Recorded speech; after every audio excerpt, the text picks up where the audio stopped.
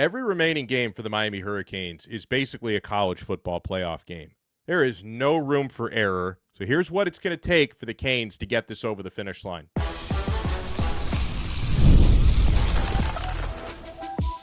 You are Locked On Canes, your daily podcast on the Miami Hurricanes, part of the Locked On Podcast Network, your team every day. I am Alex Donno, University of Miami alumnus, co-host of Locked On ACC and host of Postgame on the Hurricanes Radio Network. And thank you so much to the everydayers for making Locked On Canes your first listen. We're available free wherever you get your podcasts. We're free on YouTube. We're part of the Locked On Podcast Network, your team every day. Today's episode is brought to you by Game Time. Download the Game Time app, create an account, and use code LOCKEDONCollege for $20 off your first purchase. On this loaded episode with our special guests, potential recruiting dub could be incoming later on today. We'll talk about what it's going to take to play a four-quarter game, because that's one thing Miami hasn't really done this season. We've seen them show up in stretches, dominate for 2-3 quarters. We haven't seen it for all four yet. And yeah, every game from this point forward is a playoff game. As we bring on the truth teller, Bruce Warner. You know, Bruce, I was looking at some odds, and Miami actually has a better chance to get to the college football playoff if they don't play in the ACC championship game if they win out. I'd still like to win the ACC for the first time, though, in over 20 years. So if I had my way, you'd go 12-1 with an ACC championship win to go into the playoff. Yeah, I agree. I want that first round bye, which is big. But I don't know if we're going to get it. So we just have to keep playing. We have to keep winning. If we don't keep winning, all this talk is just meaningless, because we're not going to be in the playoff. We'll be in a bowl game. We probably won't care. Who knows if Beck is going to play, because he's out after that. Yeah. And, we'll finish like we've done in many of the last, 10, 15 years, just not on a great note. So I'm hoping that they could win out and then maybe make some noise in the playoffs. If they don't win it, at least win a game or two. That would be nice. Obviously, the last game is home if we go all the way. That's right.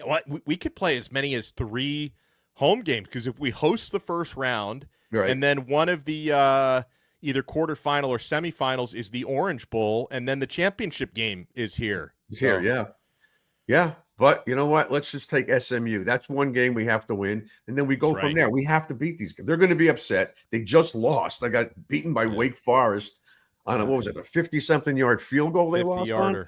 Okay, so you know what? They're going to be jacked up. They're hurt, but they have weapons. They have people. They have some speed. They have some Miami players. But you know what? But as Mario has said all season, it's about us. It's not about them. Yeah. Are they going to be ready? One half of a game they played the other day, and they got 1 touchdown in the last 2 minutes. That's not good. And I saw Dawson's his little comments during a presser. They're not going to change. The offense is the way it is. I don't buy it for a second. Well, I mean, you're making it sound like, did you watch the second half, though, when they scored 35 unanswered points? Like, that also happened. Should have happened in the first half, because Stanford's not that good. So I don't want to hear that second half nonsense. Hey, look at the Florida State game. They almost came back to bite us. They almost did. I get it. So the lack of consistency on offense is a problem. And again, and we'll ask Mark, I don't know why anybody would run against 6 defensive guys in the box, maybe 7 or 8 with the linebackers included, or safeties coming up. So you're thinking there might be a recruit tonight, and I agree with you. Milan Paris, 4-star wide receiver. He's announcing at 7 o'clock tonight, so I like where Miami stands for him. Keep your fingers crossed. We'll find out. 6'5.5", over 200 pounds, big, talented target, and Miami's trying to beat out Oregon and Oklahoma for him. So he's a big-time player. When your finalists come down to Miami, Oregon, and Oklahoma, you know this is a big-time player. Yep, I agree. I think he is coming here. Yeah, so everybody knows that he's one of my best, if not my best friend in the whole world. My buddy from my hometown, and I'm proud of my hometown. It's Mark Caesar from Newark, New Jersey. Caesar, get in the picture, please, so we can see you. There, what is it, cold up there? Yeah, is it cold in Newark? Yes, it is. It's not sunny South Florida. About the ACC championship, right? Who won the championship last year? Ohio State. Who won the Big Ten last year? Oregon. Right. You don't need the ACC championship no more. Right. You don't need it. No, we don't need it. But like I said, I wanted a bye. How would you say? But every time we get a bye, we play bad off a bye. He's not wrong. True.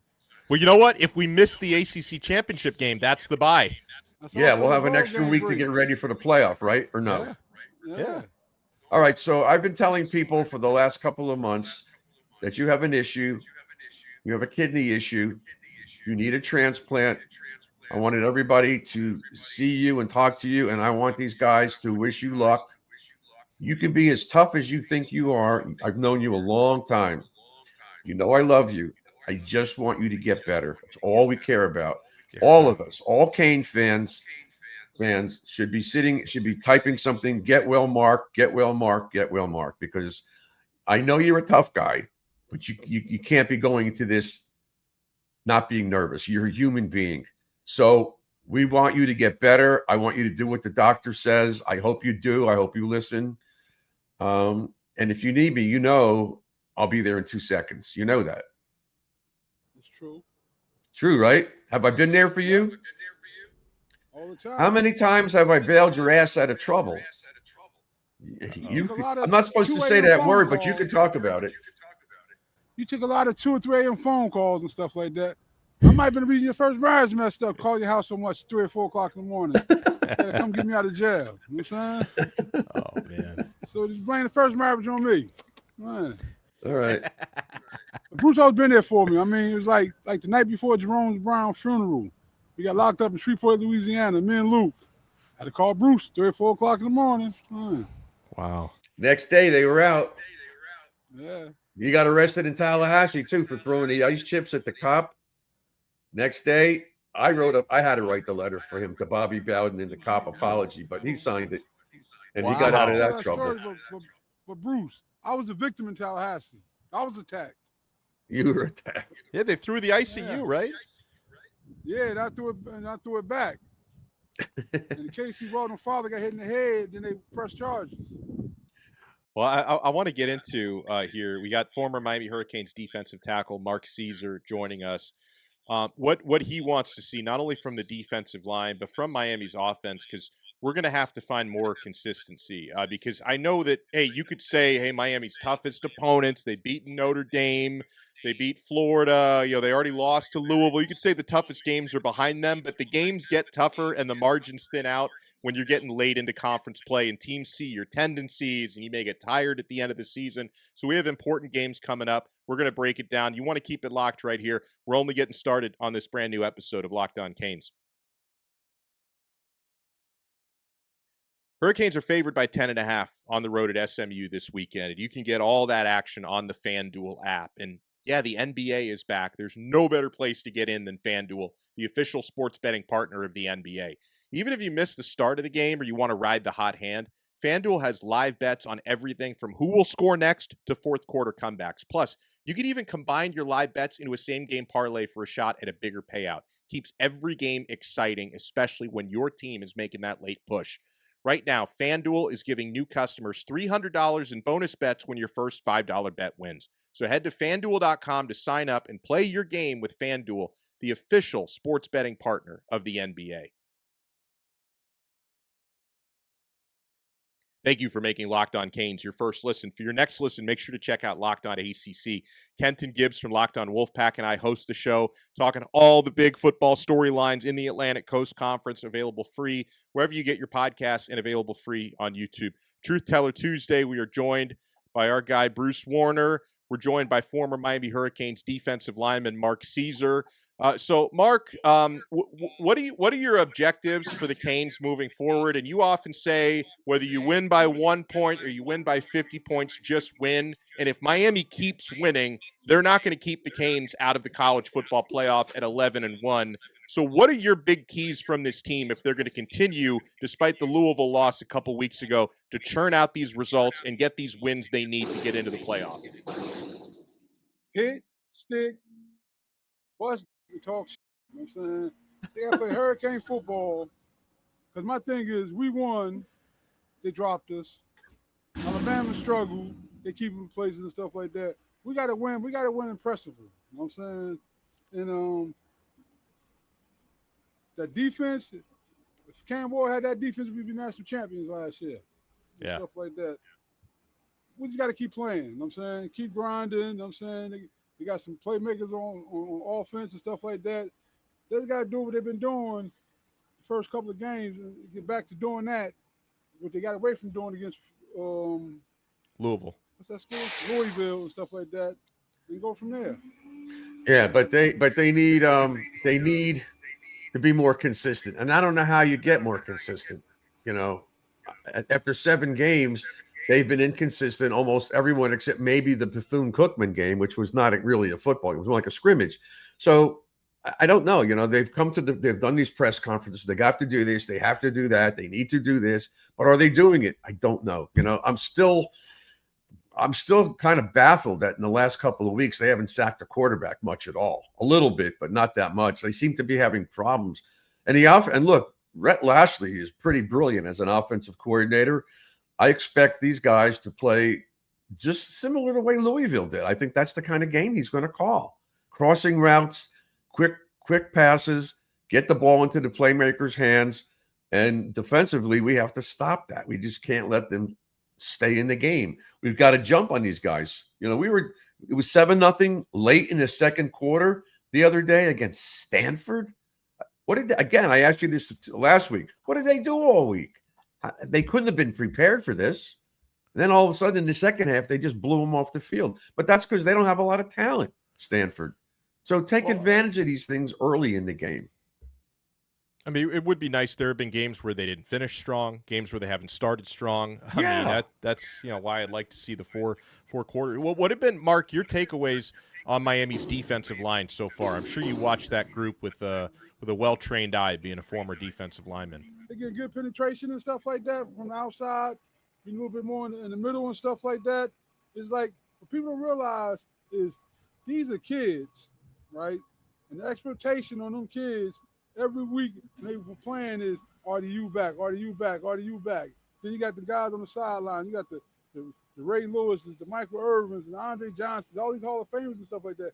That's a lot of expectation them kids are carrying around to try to live up to a legacy and stuff like that. Some built for it, some not built for it. Sometimes people just come short and stuff like that. Yeah, but they have to be prepared. They're in a situation they haven't been in a long time. Although they were 10-0 last year, they knew there was problems on the defense. This year, we should be able to win the rest of these games. We expect them to win the rest of these games. And if we win the rest of these games, they're going to be in a position to do something that no Miami team has done. Get into a playoff. There's been playoffs, whether it was 4 teams or now it's 12 the last year or two. They got to get into the playoff. And that would really help recruiting because 9-0 did nothing for us last year. And 6-1, we've got to finish strong. And we have no excuses. And they can get these top players that are somewhat still drifting away from South Florida. We need to keep these guys here. We really do. I always say about that recruiting in South Florida is if a kid want to come, let him come. If you don't want to come, I'll be hearing like a guy recruit, a commit, then change commitment, and fans be all upset. I'll be like, hell with him. If you don't want to be here, you don't want to be here. And stuff like that. I'm saying, you're right, but you can't go into the recruiting saying if he doesn't say yes right away. Look what happened with you. Didn't Jimmy go to your school? He went to West Side. He went to visit you, and he wanted to know an answer right then and there. He didn't even give him a chance to say, "Oh, I'll let you know." There was no letting them know. Jimmy was like, but Jimmy could get away with that. Mario can't.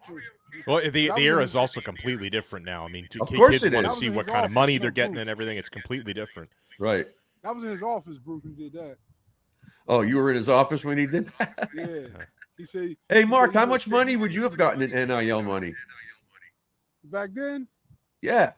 I probably got a bucket of chicken. Bucket of chicken. Hey, drink, but that's what I get for you when you come stay with me. A big tray of chicken. That's what he gets. Oh man. We could go to the best steakhouse in the world. All he wants is chicken. Hey, he's a cheap date then. You take him to the instead of getting the $75 ribeye, he's getting the $35 chicken. You can't go wrong with chicken. Because they don't know how to make chicken, something wrong. They can't cook. Hey, Mark, Bruce and I have been talking a lot on the air and off the air about the rushing attack. Shannon Dawson, the offensive coordinator, talked about it yesterday, about, people complaining about not running to the outside. What's been your take on all that, watching Miami's rushing attack this year? I mean, it's like earlier when Bruce said, it's like they haven't played a complete game. Like you said, they play games in spurts and stuff like that. I'm saying, where they may have a 2 or 3 good series and then they get stopped and stuff like that. And that was like not consistently just dominating, was keeping people in the game and stuff like that. And I'm saying they gotta get that mentality. Sometimes this is my personal opinion. I don't know. I ain't saying this. What's name? It seems like sometimes it's like we're playing not to lose instead of continue to win. So we take our foot off the gas just a little bit and stuff like that. And then the other teams, like the little engine, I think I can. You stop us a play, they score.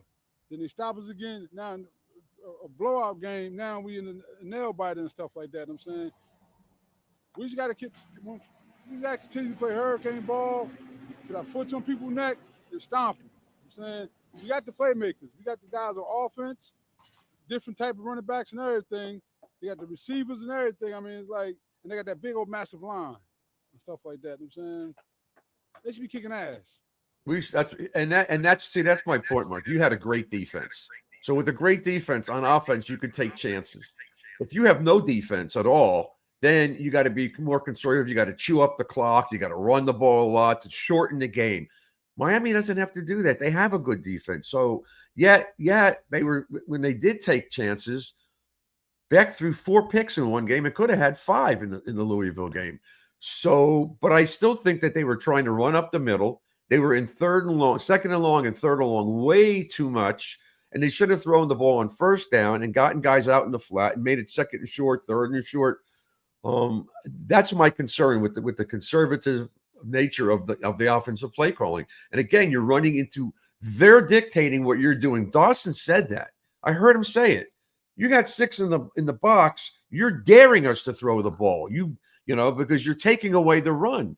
So do what the defense dictates. Throw the ball, get it out in the flats, and let the playmakers run up the field. They did that the other day against Stanford. They went outside a lot.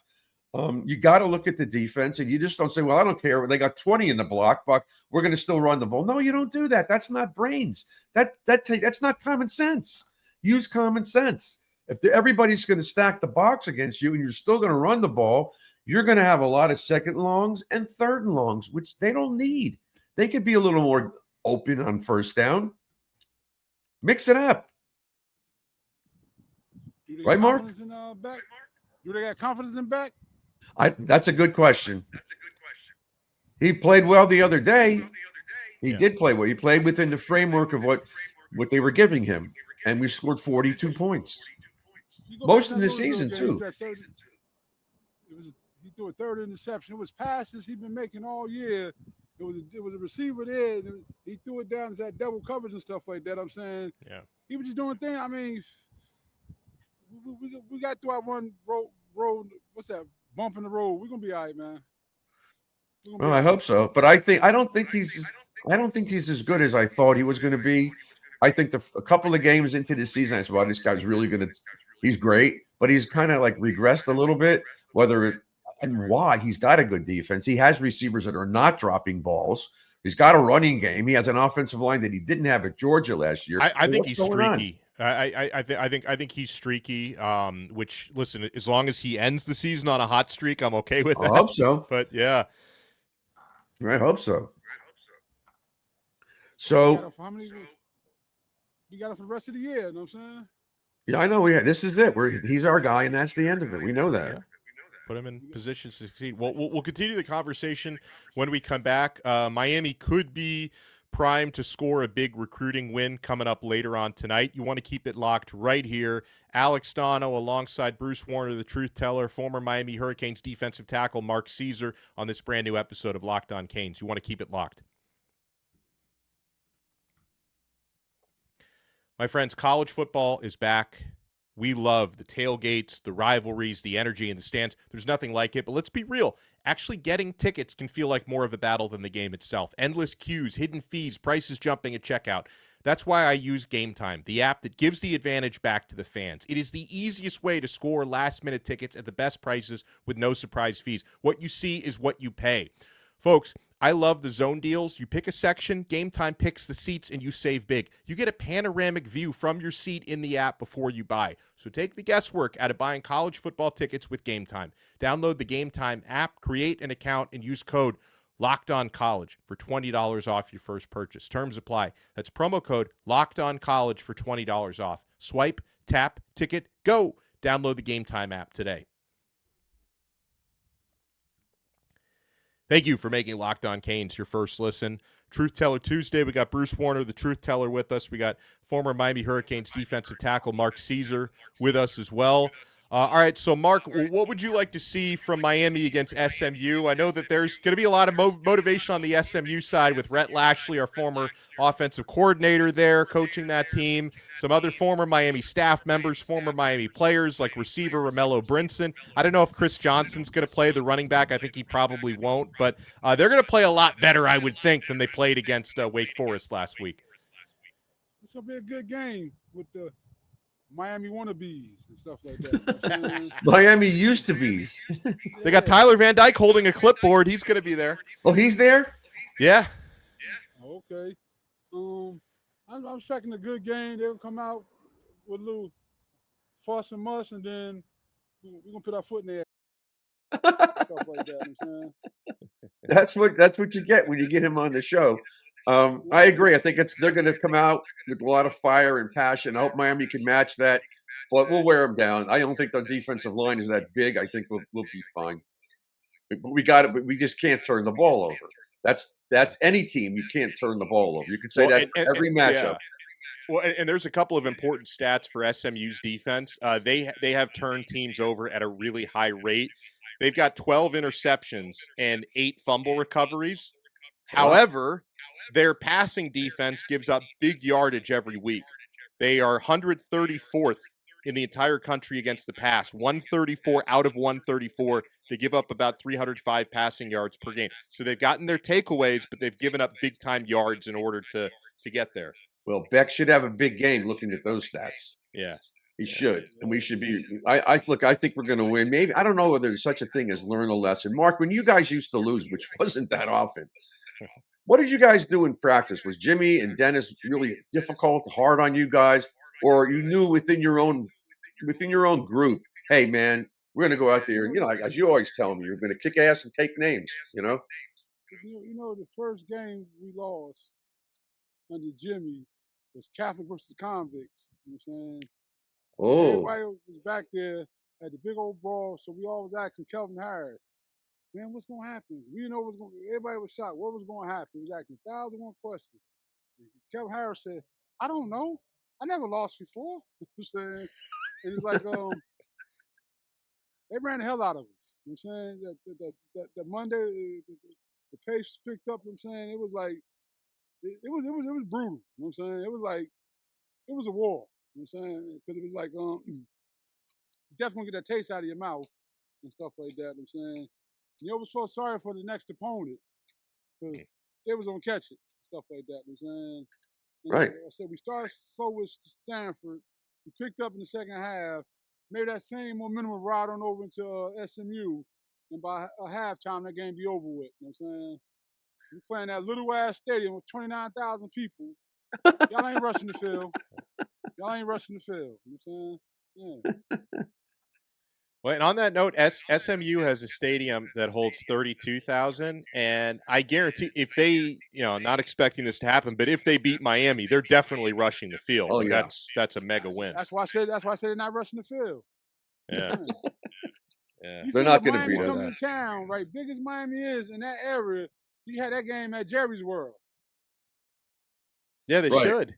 Yeah. Yeah. Yeah. I understand you like a nice 29,000 people. I'm like, I thought it was 29,000. You said 32. I read 32 that it's sold out at 32,000. Yeah. They might have added some extra standing room to get an extra 3,000 in there. Yeah. Whatever. They're not going to win anyway, so it doesn't matter. That's like going to the Division III game. Like going to where? Based on the size of the stadium, like Division III, Division II. Yeah. They be in them small ass stadiums like that and stuff like that. You figure SMU, that's a big time football program with Eric Dixon, all them guys like that. I'm saying. Yeah, Dickerson. But then they got in trouble a lot. And Craig James. Yeah. But they haven't been. They had a pretty good year last year, but I think they've got some injury problems, and I expect us to win this game. I don't want to keep looking ahead because I don't like that anymore. I just play hard, and if you play hard and don't make mistakes, we should win. What? Hey Bruce, I'm so confident. I'm preparing right now against Georgia, first round of playoff. Let's go. Oh man, well I love it. SMU, I ain't worrying about Syracuse, NC State, VTech, or Pittsburgh. Let them dummies go to the what's name fight out for the ACC championship. Now I'm gonna get a first round bye. I'm gonna be a high seed. We love it. We love chatting with Mark Caesar, and we're all wishing Mark well. For his health and everything he's got going on.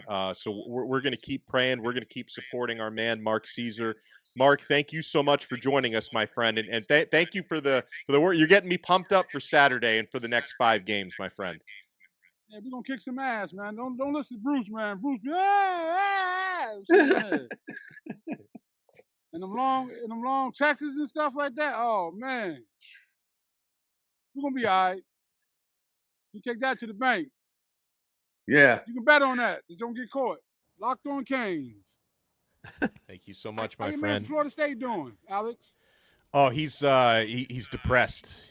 Florida State guy, yeah, Brian. He's very depressed. You know, the Gator guy should be depressed, but they're all excited because they get to hire a new coach. But if they miss out on Lane Kiffin, they'll be depressed again. So we'll see. I think they're going to miss out on. I think he said the other day he wants to stay. Yeah, I mean he should. I mean they're going to be in the playoff. He's got a good thing going. Why take a risk over there in Gainesville? Yeah. Why? He's the king in Oxford. Like he is. Yeah. He is the king. Right. Yeah. There's pretty women in Oxford too. LSU, right? You heard Weston might be going to LSU. Who? Saban. They want to think so that Saban's going to come out of retirement and go back. I don't think so. I don't know. He's got a cushy job. Yeah. You know, and he doesn't have to worry anymore. He's looking good for his age now, instead of looking disheveled and tired and worn out. I don't know if he's going to go back. He's been out, what? This is his second year out or third year out? I think it's his second year out. All right. All right, Mark. I'll talk to you later. I'll probably talk to you tonight, like always. Talking, Alex. I love it. And by the way, we're on commit watch tonight with 4-star receiver Milan Paris, so we'll have updates on that. We'll talk to everybody next time on another episode of Locked On Canes right here on the awesome Locked On Podcast Network. Your team every day.